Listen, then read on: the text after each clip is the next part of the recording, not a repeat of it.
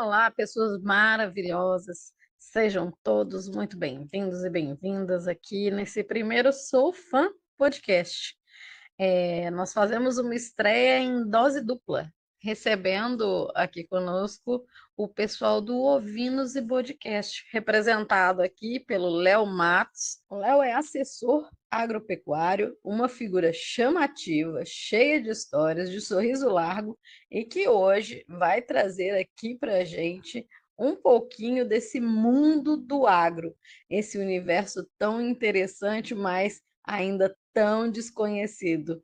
Então, Léo, seja muito bem-vindo, boas-vindas ao Ouvinos e Podcast. E para começar, conta aí, por que você decidiu chamar Ouvinos e Podcast? De onde saiu isso? Um prazer, a gente está começando o nosso projeto. Na verdade, o Ovinos e Podcast, ele nasceu de um grande problema que apareceu, que surgiu na minha vida pessoal e profissional. Eu fui acometido pelo burnout. Eu trabalho com assessoria pecuária, promovendo leilões de caprinos e ovinos, né, de grandes criadores e selecionadores do Brasil. Eu fui acometido pelo burnout e precisei parar, né? Isso aconteceu pouco depois da pandemia e eu não queria me afastar da área, eu sei que eu tenho muito a contribuir para o setor. É um setor que, apesar de ser muito dinâmico, ele é muito carente, né? E eu doava meu tempo, muitas vezes até demais, em detrimento de dar atenção à minha família, que aqui se encontra nos prestigiando.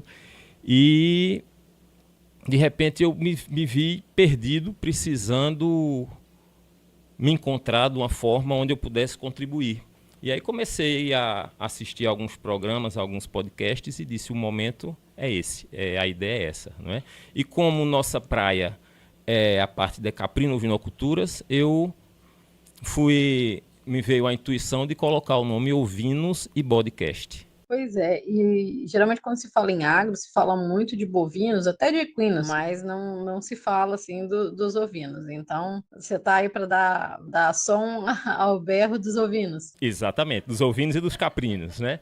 É isso aí, então tá certo. Mas me conta a tua relação com o campo. O campo sempre teve na tua história, já nasceu no interior, ou teve um caminho até você chegar a essa parte do agro e de todo esse cuidado com essa área rural? O campo está na minha genética, não é? Meu avô paterno, doutor Mário, a quem eu devo muita honra. Ele foi dentista, professor e pecuarista. Então, uma fazenda centenária, onde meu pai e meus tios passavam as férias, os grandes feriados, e a família foi crescendo e nós passávamos sempre o mês de julho nessa fazenda. Então eu aprendi com meu pai e com meu pai Paulo Matos e meu tio Elias Matos, são engenheiros agrônomos. Meu primo Renato Lapa, que sempre esteve conosco, Carlos Henrique e alguns outros primos. Então a fazenda, o agro, sempre esteve presente na nossa história, né? Então eu cresci vendo meu pai e meu tio agrônomo e eu digo, eu vou ser agrônomo. Então estudei, fiz faculdade de agronomia, fiquei até o sexto, sétimo período aproximadamente e começou a entrar na parte de cálculo que eu não me dei muito bem.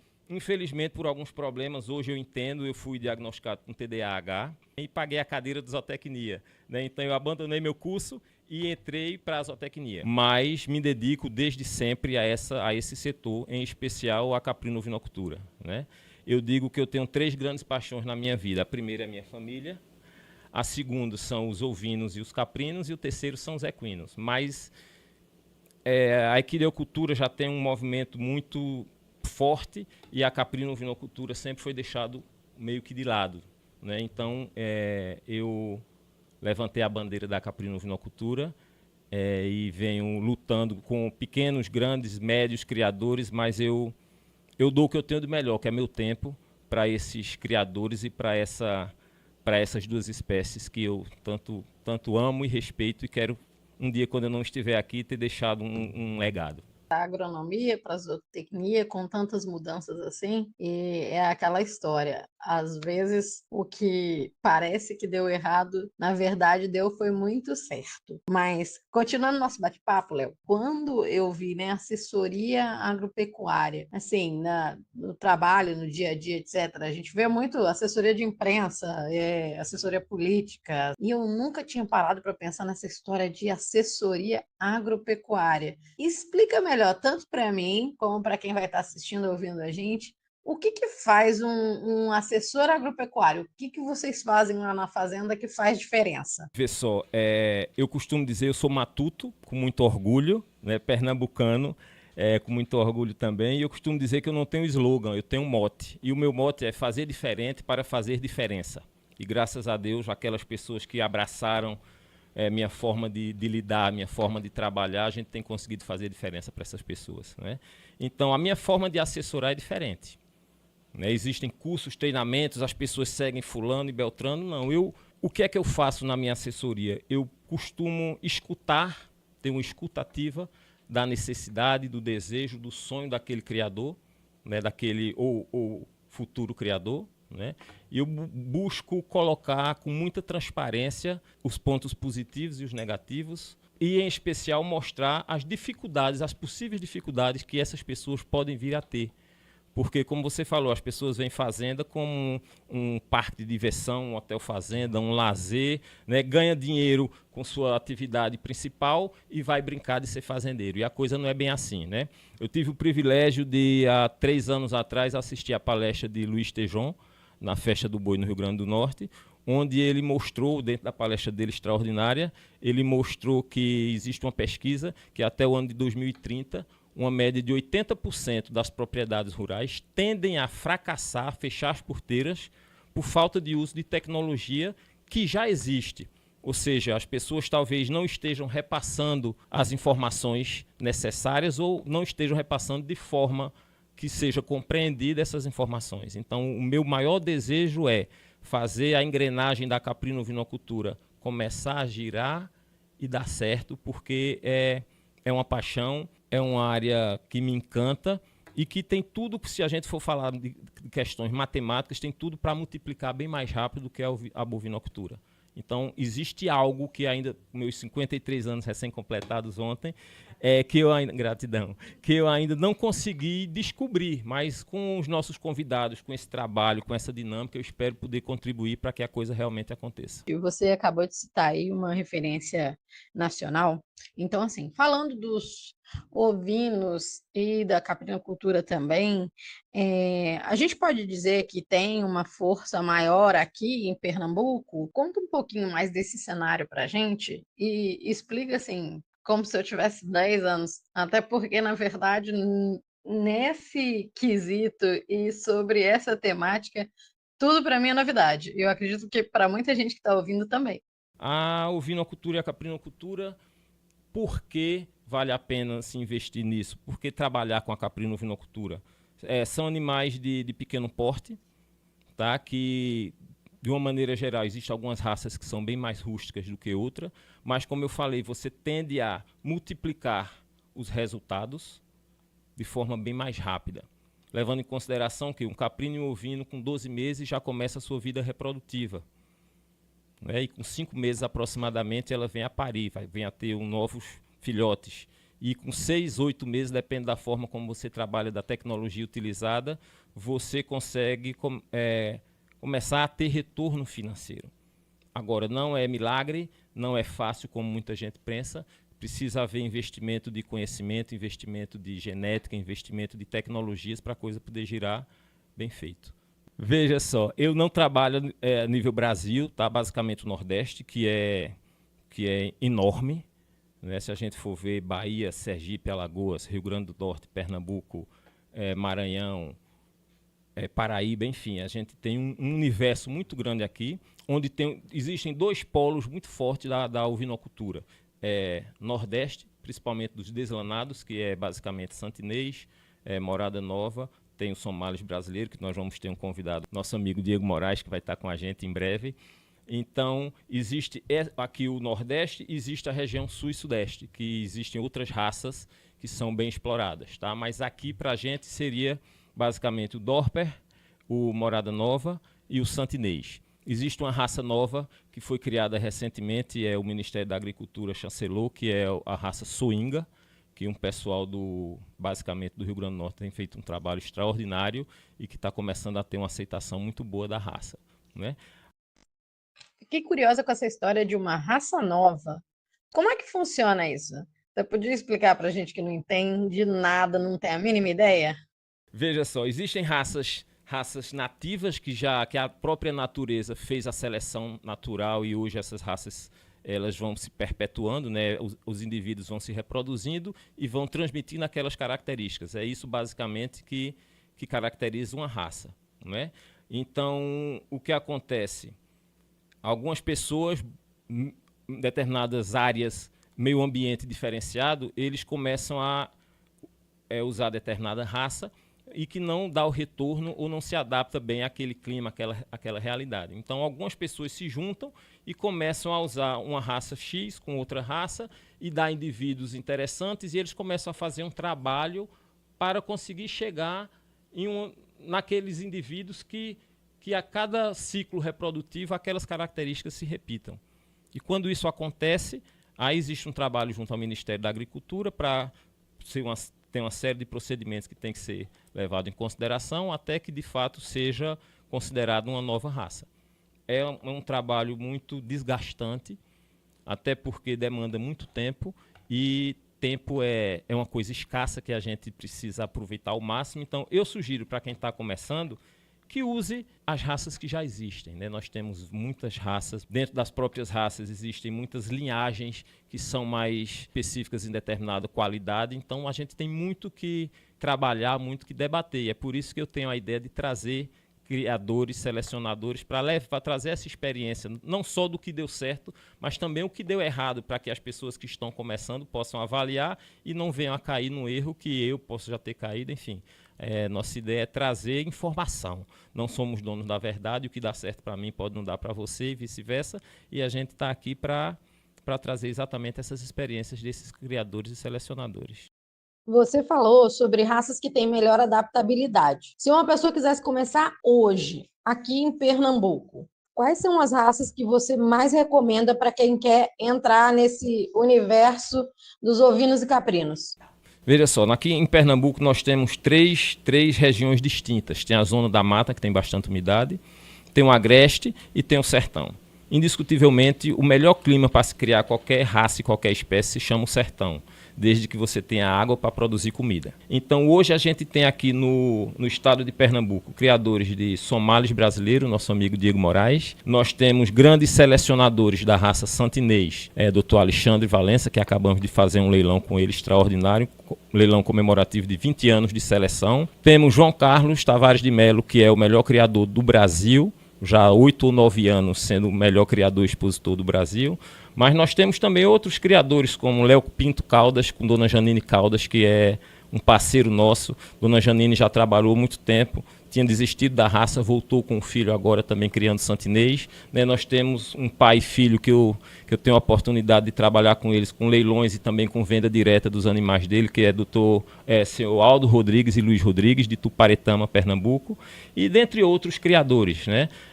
Temos também a raça Dorper, que temos Dona Roberta Simões, que em breve vai estar aqui com a gente também. Temos nosso amigo Gildo da Batata, temos Kaique de Taquaritinga do Norte, enfim, temos grandes selecionadores também dessa raça. E para finalizar, nos ovinos, eu sou apaixonado também pela raça Morada Nova. Tenho nosso amigo Antônio Ítalo de Sertânia, que é um grande selecionador da raça. Falando da parte de caprinos, nós temos o amigo Matheus Almeida, do Rebanho Rio dos Bois, criador da raça Toggenburg, que produziu a campeã mundial de produção de leite.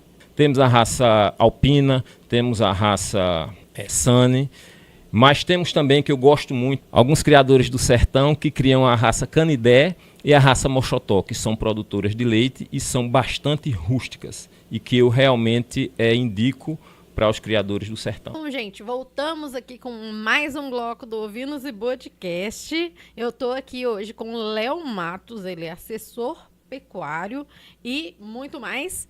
E a gente vai perguntar uma coisa pro Léo, porque ele está de boné e isso faz parte da figura Léo Matos. Isso.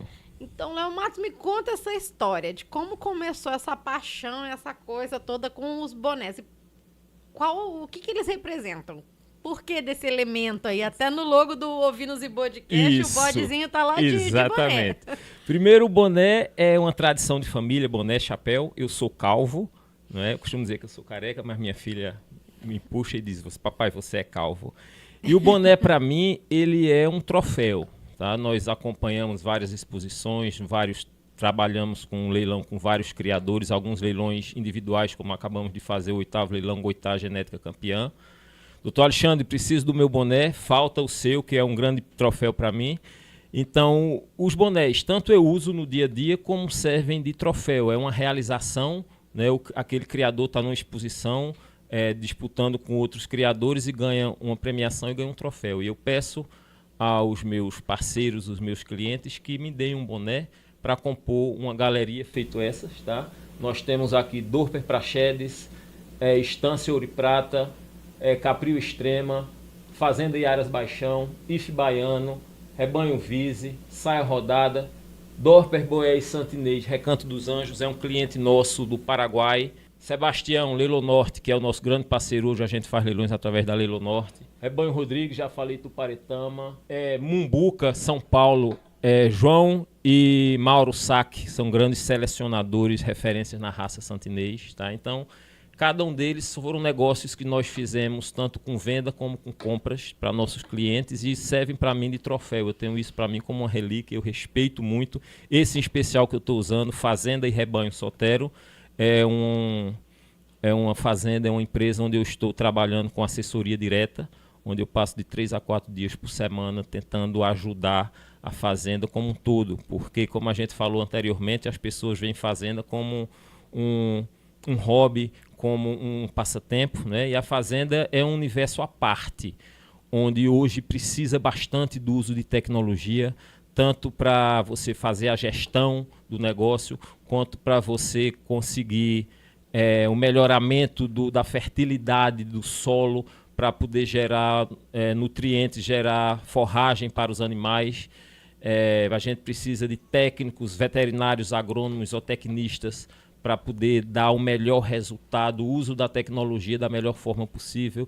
A gente precisa investir no nosso pessoal do dia a dia, né? Um tratador eu vejo como dos principais investimentos de uma fazenda, melhorando o rebanho e diminuindo o custo. Tá? Então, a fazenda como um todo é um universo que precisa ser muito bem trabalhado da forma de tecnologia de informação, tecnologia de reprodução, tecnologia de melhoramento de forragem, melhoramento animal, enfim.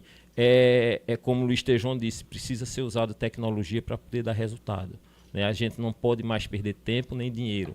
Muitas pessoas brincaram de ser fazendeiro e a gente está levando a fazenda e a caprinovicultura a sério. É por isso que a gente está aqui hoje.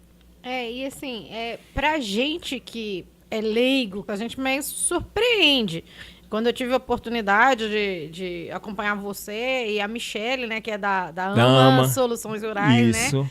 Eu fiquei abismada, assim. Então tem toda uma engrenagem em torno dessa situação aí de fazenda. Eu até passei a dizer assim, nossa, parece como se fosse uma indústria. Mas você que está de dentro, você pode falar um pouquinho mais sobre essa necessidade dessa valorização e do entendimento de quem é cliente final, igual ao meu caso, e que não tem esse contato direto, mas de perceber essa força que existe, né? Dentro do agro, especialmente dentro da ovinocultura e da caprinocultura, que eu tive a oportunidade, assim, grata de conhecer através de vocês. Então, me fala um pouquinho disso daí, mais um pouquinho dessa história. E aí eu já vou te pedir uma coisa. Você falou assim, ele melhorou o rebanho. Como que é essa situação de melhoramento de rebanho? O que é feito? Um pouquinho, assim, bem simplório pra gente que é novato e tá entendendo que etapas precisam ter aí para poder ter esse melhoramento. Tá. Antes de responder a tua pergunta, eu quero agradecer a Michele, do AMA, Eventos Rurais e Soluções, que me deu um apoio muito grande no 8º Leilão Goitá Genética Campeã. Obrigado, parabéns. Espero que a gente consiga caminhar junto.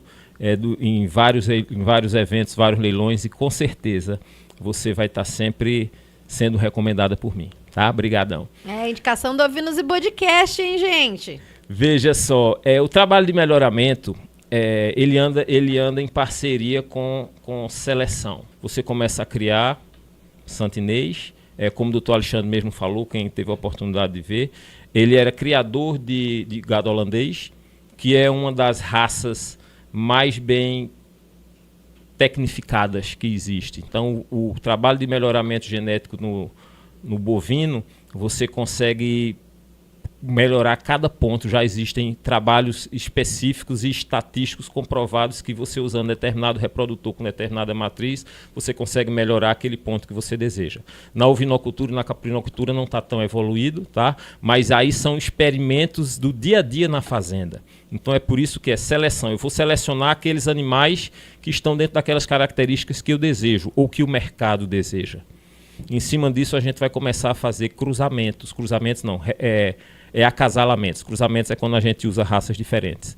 Então a gente vai acasalar determinado indivíduo macho com aquela fêmea, buscando melhorar aquela característica, né? E é interessante a gente falar aqui a importância de um animal PO, um animal puro registrado, para que você conheça os seus ancestrais, para ver se aquelas características desejáveis estão sendo transmitidas, que é o que a gente chama de prepotência. O animal prepotente é aquele que consegue transmitir aquela determinada característica que a gente deseja. Então, a partir do momento que a gente vai escolher melhorar aquele ponto, por exemplo, na raça Santinês, na raça Dorper e Morada Nova, são animais basicamente para produção de carne.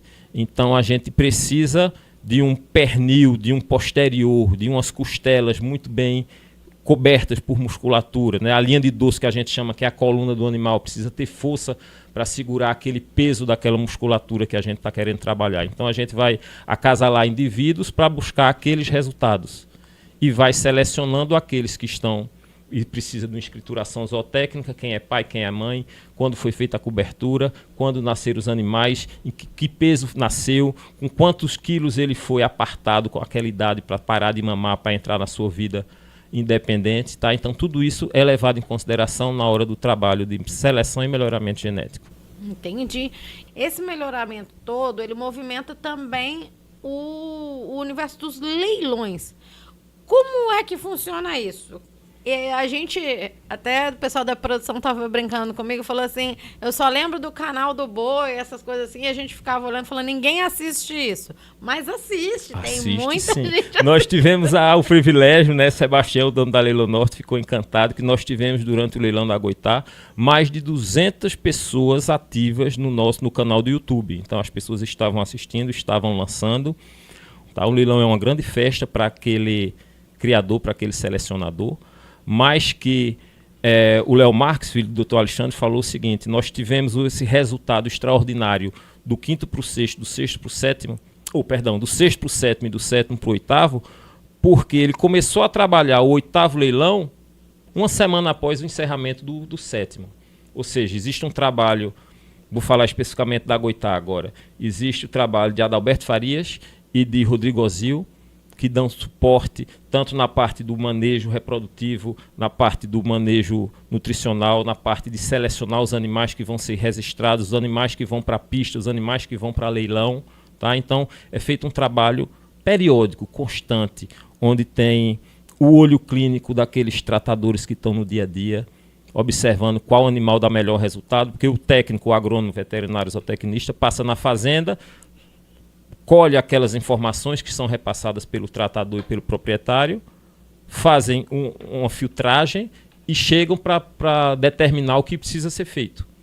Mas se não tem uma equipe bem formada, dos tratadores, dos colaboradores da fazenda, a coisa não anda. Tá?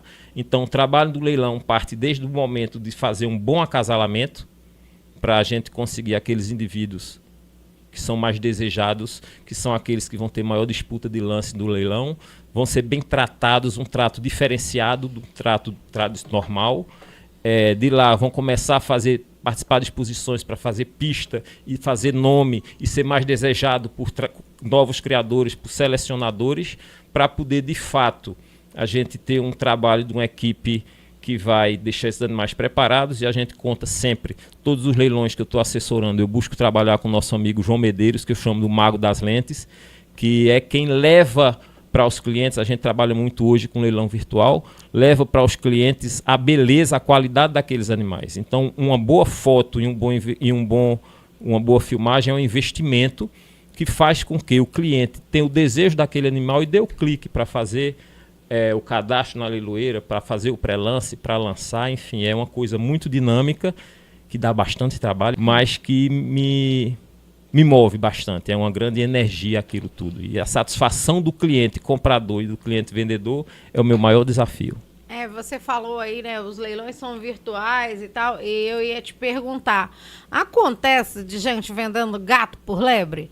Como que é essa situação? Outra, como que se escolhe para saber assim, esse ovino aqui tá pronto para ir para um leilão, ou esse caprino aqui, ele é um para leilão? Qualquer pessoa consegue entrar e fazer um leilão? Olha só, qualquer um consegue fazer um leilão, agora poucos conseguem vender bem, né? Porque fazer é uma coisa, ter resultado é outra. Vê só, é como eu falei, o trabalho do leilão, durante muito tempo, ele foi usado, e é tanto que chegou um ponto que começou a não ter bons resultados. Os criadores colocavam em leilão aquilo que a gente chama de refúgio, aquilo que não era interessante para o plantel dele, eles colocavam para vender. Tá? Hoje, houve um amadurecimento, um profissionalismo da parte dos criadores em relação à questão de venda, porque o comprador, o mercado hoje não é mais menino. Hoje, com as informações, com a tecnologia, com a internet, hoje um criador nos Estados Unidos, eu tenho um cliente que mora nos Estados Unidos, cria no Rio Grande do Norte, compra bastante comigo, tá? Então, hoje ele tem acesso a pequenos, grandes e médios criadores. Tem até alguns criadores que ele me procura. Ele é o tal criador com tal animal, eu não tenho esse conhecimento, não conheço essa pessoa, então o uso da tecnologia ajudou bastante, né? Mas respondendo à tua pergunta, hoje a gente busca levar para o leilão aquilo que eu, como selecionador, gostaria de comprar. Nós começamos o 8º leilão Goitá, vou falar novamente, a Goitá participou comigo de 11 leilões, 3 como convidado, eu juntava alguns criadores selecionadores e colocava os animais dele e fazia o leilão. Então, eles começaram com animais que a gente chama comercial, que são bons animais, como ele tem 20 anos de genética. Os animais que, para ele, são comerciais, para eles são animais comerciais, para quem está começando, são animais de elite. Porque a genética é a mesma. Ele tem várias famílias, que aí tem a questão da parte genética e a parte morfológica. Aquilo que eu falei, aquelas características desejáveis, os animais são prepotentes, eles conseguem transmitir uns de forma melhor, e outros não tão bons como a gente desejava. É a importância dos bons acasalamentos. Sendo que a gente lida com a genética, ela não é uma ciência exata como a matemática. Ela é estatística, é tipo uma probabilidade. Tal indivíduo excelente com tal indivíduo excelente tem a probabilidade de produzir excelência. E tem uns que têm um nível de excelência um pouco maior do que outros. Então, normalmente, os selecionadores, eles pegam o que a gente chama do primeiro time e puxam para eles, para fazer pista, para fazer nome. E às vezes tem 3, 4, 5 animais de excelência. Então os 2 melhores eles ficam e os demais eles começam a comercializar, passam a comercializar. É dessa forma que os leilões acontecem. Nem todos os assessores, nem todos os criadores trabalham dessa forma, tá? Mas a gente procura levar o melhor para o criador, porque eu costumo dizer o seguinte, eu não faço uma venda. Minha assessoria, eu busco fazer um cliente, que hoje começa comprando, depois vai produzir, depois vem vendendo comigo. Isso eu já consigo com vários. São 6 anos de mercado nessa área e, graças a Deus, a gente tem conquistado o respeito e a admiração de muitas pessoas, porque eu levo o trabalho realmente a sério. Eu não levo para um cliente meu aquilo que eu não levaria para a minha propriedade. Perguntando ainda sobre esse assunto, porque me deixou muito curiosa mesmo, mas com base nisso tudo que você falou, você diria o seguinte, existe mercado para quem tem todo tipo de animal, quem está começando e ainda não tem um animal lá top de elite para estar num leilão, mas ele tem como crescer, como evoluir para chegar nesse nível? Sim, sim. Precisa de tempo, precisa de persistência, precisa de uma coisa que hoje é muito raro, que é mão de obra qualificada. Quer dizer, mão de obra qualificada, depois a gente qualifica. Hoje a gente tem problema de mão de obra. Tem alguns clientes, meus amigos, que deixaram de criar por falta de mão de obra. O mercado é unânime. Tem mercado para animais de excelência, tem mercado para animais comerciais e tem mercado para animais de abate. Tá? Eu tenho clientes que compram e vendem apenas animais numa faixa de 400, 500 reais. Eu tenho cliente que me comprou um único indivíduo por 142 mil reais. Tá? Então, existe mercado para todos. Porque o campo é que leva comida para nossas mesas. Então, eu estou criando, estou selecionando, estou investindo em tecnologia de reprodução, estou investindo no meu pasto, estou investindo no meu pessoal, mas, como eu disse, existe a probabilidade de determinados acasalamentos darem certo. Nem sempre dão certo. E aí esses a gente coloca no confinamento e leva para um abate. Minha esposa é médica veterinária, ela não gosta da zootecnia, porque diz que a zootecnia é muito fria, não é? Porque a gente está produzindo comida e produzindo indivíduos para satisfação pessoal daquele selecionador. Né? Mas, respondendo à tua pergunta, existe mercado, sim, para todos os indivíduos. Interessante demais. A gente falou sobre os termos, né, diferentes, e eu tenho uma curiosidade que não é só minha, mas também do pessoal da produção, porque junto dos bonés ali tem um negócio junto que a gente sabe nem o nome. Tu pega um e mostra pra gente o que é isso daí. Isso aqui é um cabresto, tá? Como você cria, você tem seu filho, né? Você cria um cachorro, tem a guia, e então isso é como se fosse uma guia, isso é um cabresto, essa parte vem por cima, por trás da orelha, da cabeça do animal. Essa parte fica no chanfro, acima do focinho, né, nessa parte aqui da frente. E aqui embaixo, onde a gente pega a corda, que é a guia propriamente dita. Então, isso é um cabresto produzido pelo meu amigo Sandro, do Ponto dos Cabrestos, que é um grande parceiro. O Sandro produz para criadores de todo o Brasil e manda, inclusive, para o exterior. Tá? Então, quem porventura tiver interesse em adquirir esses produtos, podem procurar Léo Matos, que a gente passa o contato do Sandro. O nome aí, então, é para poder fazer a divulgação enquanto tá mostrando o animal, o nome para saber quem é o produtor. A marca da fazenda, né? A marca da fazenda. Então, cada criador tem. Aqui a gente tem Caroatá, tem Titara, tem Trapiá, que foi um grande selecionador da raça Boé, seu Brainer. Nós temos Mussurepe, que foi um sócio da Soluções Remate. Soluções Remate foi uma leiloeira que um amigo meu que é investidor me procurou. Léo, eu trabalhava numa empresa e ele dizia, essa empresa é a tua cara. Por que você não monta a tua leiloeira? Eu digo, cara, eu não tenho condição. Mas você faz uma assessoria muito bem, você faz um comercial muito bom. Eu digo, exatamente, eu não tenho como montar uma estrutura de uma leiloeira, porque senão eu não vou conseguir fazer o que eu faço tão bem. Mas foi uma grande experiência. E é esse tipo de experiência que eu quero trazer no nosso programa, porque o que deu certo é fácil a gente mostrar. Mas o que não deu certo, muitas vezes as pessoas não têm coragem. E eu estou trazendo isso para que as pessoas não achem que é muito fácil, que montar uma leiloeira é muito fácil, que vai enricar da noite para o dia, que não é assim. Existe todo um universo por trás. Então, quem quiser fazer leilão, procure grandes empresas que já existem no mercado. Não crie a roda. Né? Melhor o que já tem. Então vamos dar oportunidade ao que já está no mercado. É uma questão até de valorização do meio também, né? E eu ia falar que essa tua fala traz muito para a reflexão da gente que a vida é feita de escolhas. Exatamente. Você olhou e falou assim, eu estou aonde eu quero e eu prefiro escolher continuar nisso daqui, impulsionar me aliar quem já é bom naquilo que faz, né? E aí que a gente une forças. Então, ouvir nos podcasts, ele é uma escolha, foi uma escolha do Léo Matos de inserir isso aí no todo o layout do que o Léo Matos já faz. O Ouvindo e Podcast foi mais do que uma escolha. O Ouvindo e Podcast, eu posso dizer que foi um presente de Deus. Foi num momento muito difícil na minha vida profissional e pessoal, onde eu não tinha forças para me levantar e fazer acontecer, como normalmente eu faço. E tive o apoio da minha esposa e dos meus filhos, e me veio essa intuição, e que hoje é um propósito de vida. O Ouvindo e Podcast é um propósito de vida, que vai levar conhecimento aos criadores, aos selecionadores, aos curiosos, e eu acredito que vai me dar a oportunidade de estar mais tempo ao lado dos meus filhos e da minha esposa. Excelente, então já mostrou que é um propósito aí bem fundamentado. Exatamente. Deixa eu te perguntar, Léo Matos, para a gente ir terminando aqui, mas eu queria saber o seguinte, Ouvindo e Podcast está chegando o lançamento. Sim. E você já tem alguns convidados especiais aí para esse bloco de lançamento. Você pode contar um pouquinho para a gente de quem são eles e como é que foi essa escolha? Olha, foi fácil.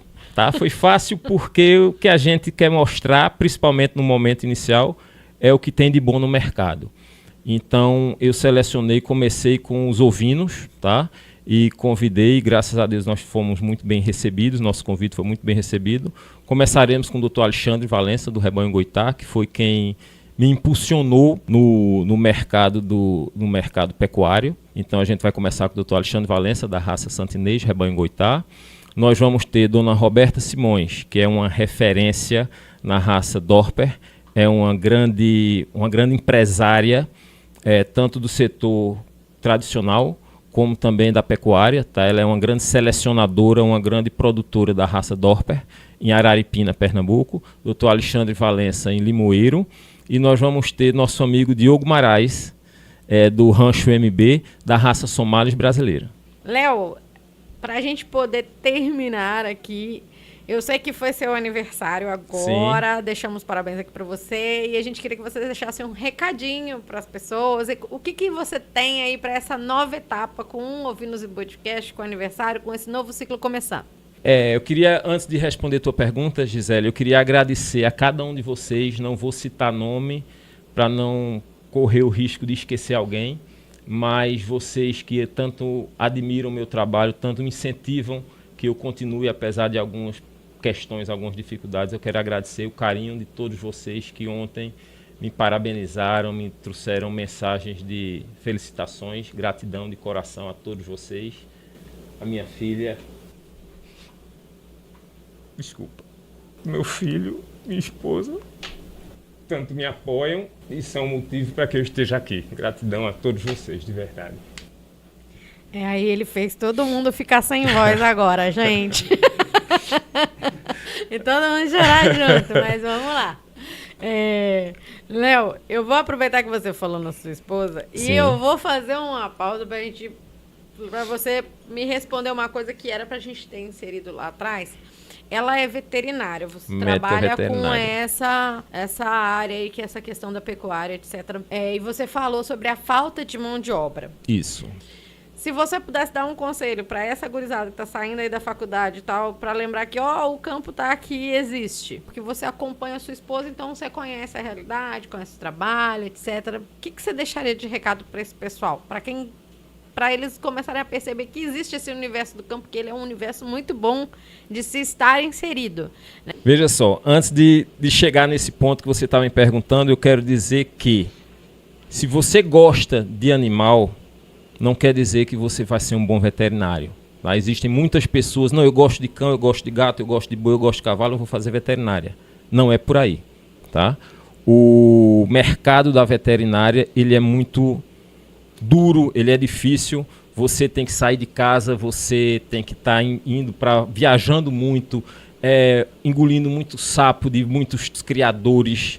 Agora, quem trabalha com amor, reza com as mãos. Então eu digo que você que gosta de animal, você que de fato descobriu que a veterinária é a sua profissão, saiba que não vai ser fácil, mas que vale a pena.